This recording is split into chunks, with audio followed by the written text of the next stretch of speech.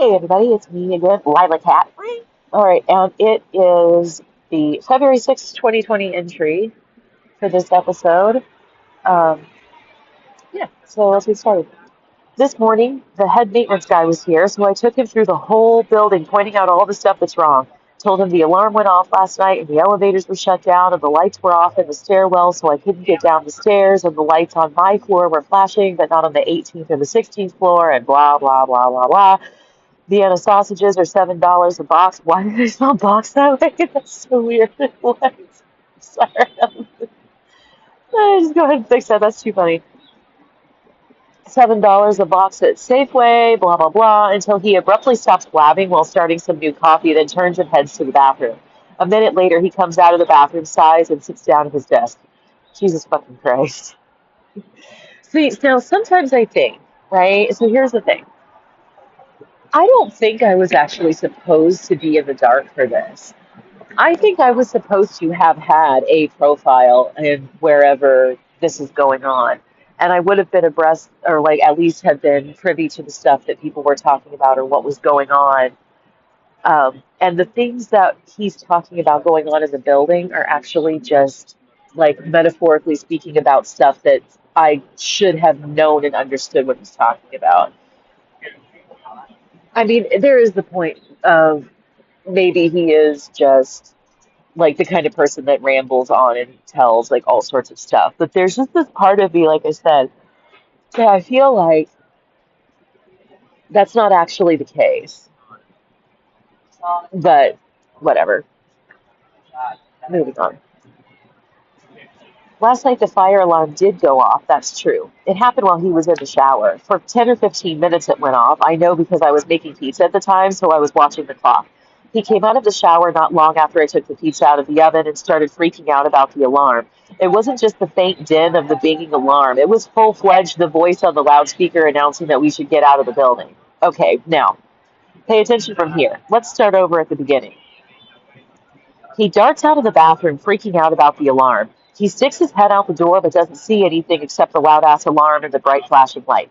He comes back in and calls downstairs to Jane, the person, like Jane, Jill, Julie. I gave this woman every possible name, right? The person working in the community room.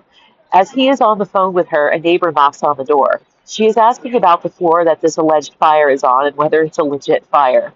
Over the phone, he repeats back that the fire is on the fourth floor. When she hears this, she goes, "Oh, fourth floor, okay," and then turns and leaves. He gets off the phone, gets dressed, and leaves to go downstairs. He has only gone a few minutes. When he comes back, he says that there's a fire truck and yada, yada, yada, and keeps insisting that he thinks the fire alarm is because of our pizza. He turned the fan toward the smoke detector, even though it isn't going off. And this has happened before when I've opened the oven, so it's not like there's been no experience with what it would be like if we set off the fire alarm.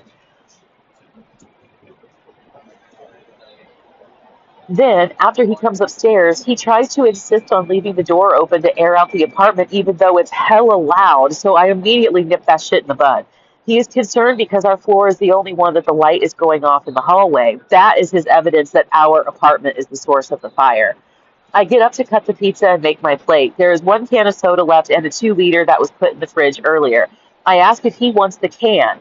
He says that I can have it, so I take the can. He grabs a couple slices of pizza while making a comment about his blood pressure. I haven't started eating yet at this point. I don't remember what I was doing exactly, but by the time I'm finished with my first slice, he brings me half a slice and the crust of one piece in a bowl, not on a plate. And I make a comment about not being finished, and he says he's not into pizza too much tonight. He goes over to the sink empty handed and starts to ask me if I want. I preempt him by saying that I will take care of it. He then turns around with the container of Parmesan cheese, and I say, "No, just put it back in the fridge." He turns like he's going to put it back on the counter. I say, "No, put it away." He makes like he's going to bring it to me, and I say, "No," and then he starts to ask where I want it, and I say louder, "Put it in the fridge." He puts it in the fridge, takes out the 2 liter of soda, and pours himself a cup. He turns to me to tell me that it's still a little warm, so if I want some more soda, I'll need to put ice in it. What the fuck, dude? You do not need to tell another adult this shit. I am completely capable of figuring this out for myself. Not 3 seconds ago, you couldn't parse to put the fucking Parmesan back in the damn fridge, but you need to tell me that if I want more soda, I'll need to put ice in it because it's still not 40 degrees? How the fuck do you even know that I would care about that anyway? I just sort of look at him like, okay, yeah, with a twisted dude, shut the fuck up. He walks back over to his desk and says that he's going to check on Jill. I say, okay, as I'm starting to get really agitated with him. He clears my little blockade of shelves so that I can clearly see him and repeats himself. I look him in the eye and repeat, okay, and he leaves. He returns a few minutes later, acting all exasperated, and says, if anybody calls, I'm in another country, as he laughs. I just ignore it, mostly because the only thought running through my mind is, literally nobody asked you to do anything. Nobody called you. Nobody has bothered you or otherwise asked for your help or insisted upon drawing your attention to any fucking thing. You have brought this solely upon yourself to run around like a crackhead on a bad trip. What made matters worse, and makes matters worse in many instances, is that his elevated blood pressure, allegedly slash presumably, causes marked confusion and erratic behavior. He works himself up into a frenzy, and when it's all over, he tries to pass it off as though others are badgering him into being bothered, while when literally, evidently, demonstrably, and reportedly, no one has even made the tiniest effort to involve him. The only person that did anything of the sort was the neighbor who wanted to know if the alarm was legit, and as soon as she had the answer, she just turned and left. It is a freakish way that he believes people care about his involvement when there is little evidence to support that he stands out from any of the other 100 plus residents in the building. So, point of information here about the fire alarm. When they went around to the building, so there was a big building fire in one of the huge apartment buildings here in the city that sparked this, making sure that all of these buildings had these fire alarms. And so this company came in and installed this like high tech fire alarm system or whatever in the building.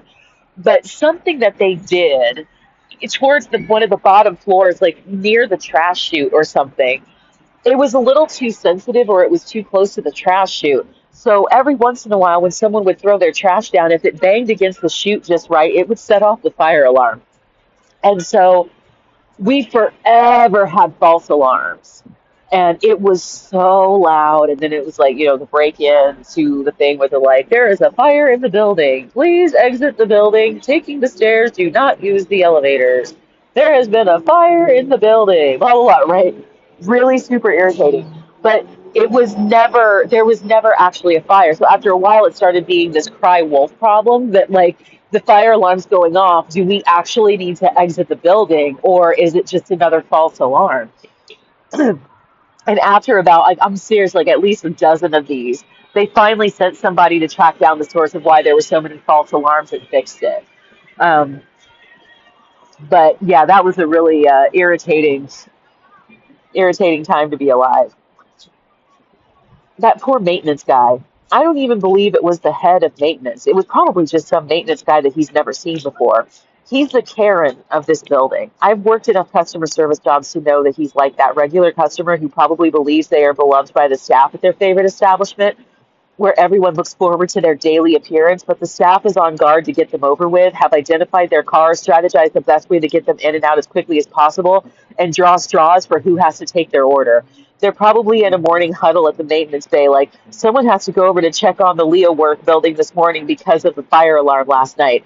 Any volunteers? Oh, is that the one with that pesky asshole? Yeah, so someone is going to have to be prepared that little fuck went up their ass for an hour. No volunteers? Okay, let's send the new guy.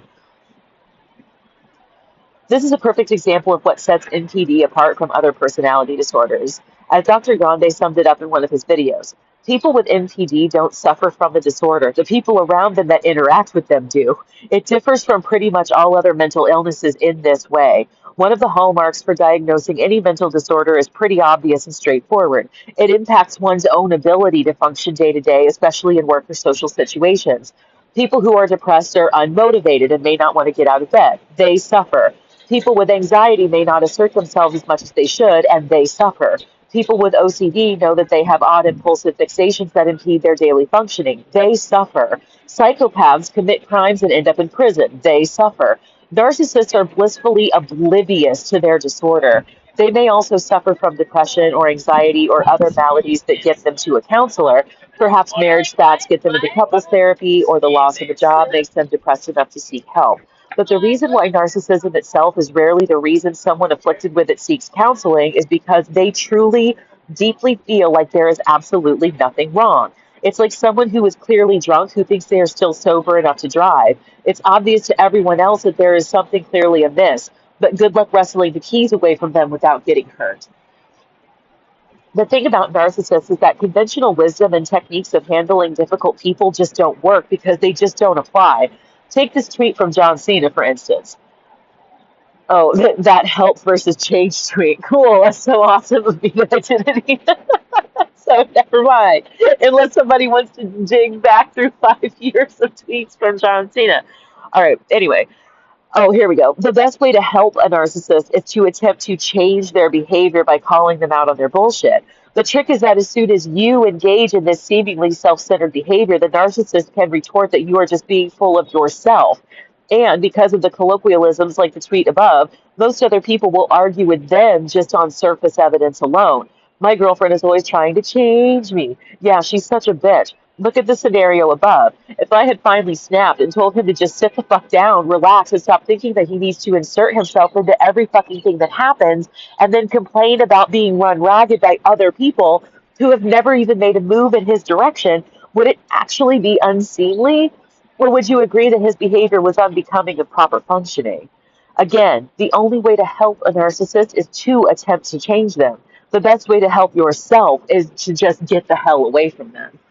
You got to ask yourself if this person actually means enough to you to fight that battle, or if it would be easier to just leave, right? Just leave it alone. So that does it for that day. I think that's a pretty cool place to start. Interesting little morsel to think about, right? If you're dealing with a narcissist in your own life, like really just stop and ask yourself if this person is worth the trouble and get out instead of staying in and trying to actually help them understand that they are different.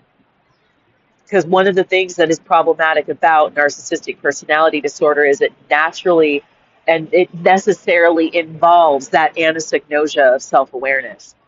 They genuinely do not understand that they are problematic people. And part of that is because they just don't ever believe, right? Their brain seems to lack the ability to hold the belief that they are the problem in the equation. So it just becomes insurmountable, right? It's like imagine if somebody's brain for one reason or another just did not have, well, I mean, I guess it's like take somebody who's like blind because of occipital lobe damage, right? And so something happens and part of their brain is destroyed and now they're blind. You're going to have to describe how things look to them for the rest of their lives. Like you can't just like shake them and be like, and now you can see, motherfucker, and then like smack them on the forehead and like suddenly like everything just gets jammed back into place. Right? It doesn't work that way. Right? You're dealing with someone who is blind to their own social behavior. So any attempt to fix it isn't going to work because you would have to just rewire their brain to be able to see it. Like, good luck with that. So, on that note, that's it for this one. And I will see you all next time. Bye.